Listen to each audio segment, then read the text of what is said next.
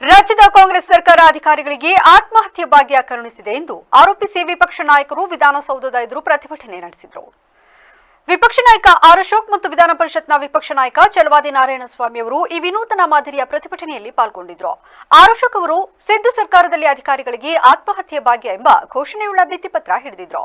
ಚಲವಾದಿ ನಾರಾಯಣಸ್ವಾಮಿ ಅವರು ನಿಷ್ಠಾವಂತ ಅಧಿಕಾರಿಗಳಿಗೆ ರಕ್ಷಣೆ ಕೊಡಿ ಎಂಬ ಭಿತ್ತಿಪತ್ರ ಹಿಡಿದು ಸರ್ಕಾರದ ವಿರುದ್ಧ ಆಕ್ರೋಶ ಹೊರಹಾಕಿದ್ದಾರೆ. ಈ ವೇಳೆ ಮಾತನಾಡಿದ ಅಶೋಕ್, ನಿಷ್ಠಾವಂತ ಅಧಿಕಾರಿಗಳು ಕೆಲಸ ಮಾಡಲು ಆಗದ ಪರಿಸ್ಥಿತಿ ಇದೆ. ವಾಲ್ಮೀಕಿ ನಿಗಮದ ಅಧಿಕಾರಿ ಆತ್ಮಹತ್ಯೆ ಮಾಡಿಕೊಂಡಿದ್ದಾರೆ. ಸಬ್ ಇನ್ಸ್ಪೆಕ್ಟರ್ ಒಬ್ಬರು ಪ್ರಾಣ ಕಳೆದುಕೊಂಡಿದ್ದಾರೆ. ನಿರಂತರವಾಗಿ ಸರಣಿ ರೀತಿಯ ಆತ್ಮಹತ್ಯೆ ನಡೆಯುತ್ತಿದೆ. ಬೆದರಿಸುವ ಕೆಲಸ ಮುಂದುವರೆದಿದೆ. ಗೃಹ ಸಚಿವರು ಮತ್ತು ಮುಖ್ಯಮಂತ್ರಿಗಳು ಇದರ ಕುರಿತು ಚಕಾರ ಎತ್ತಿಲ್ಲ. ಸಿಟಿ ರವಿ ಅವರ ವಿಷಯದಲ್ಲಿ ಯಾಕೆ ಕಾನೂನು ರೀತಿ ಬಿಟ್ಟು ಕ್ರಮ ಕೈಗೊಂಡಿದ್ದೀರಿ? ನಿನ್ನೆಯ 2 ಪ್ರಮುಖ ಘಟನೆಗಳಲ್ಲಿ ಯಾರನ್ನು ಬಂಧಿಸಿದ್ದೀರಿ? 500-600 ಜನ ಠಾಣೆ ಮೇಲೆ ದಾಳಿ ಮಾಡಿದ್ದಾರೆ. ರಾಜ್ಯದಲ್ಲಿ ಹಿಂದೂಗಳಿಗೆ ಒಂದು ಕಾನೂನು, ಮುಸ್ಲಿಮರಿಗೆ ಇನ್ನೊಂದು ಕಾನೂನಿದೆ.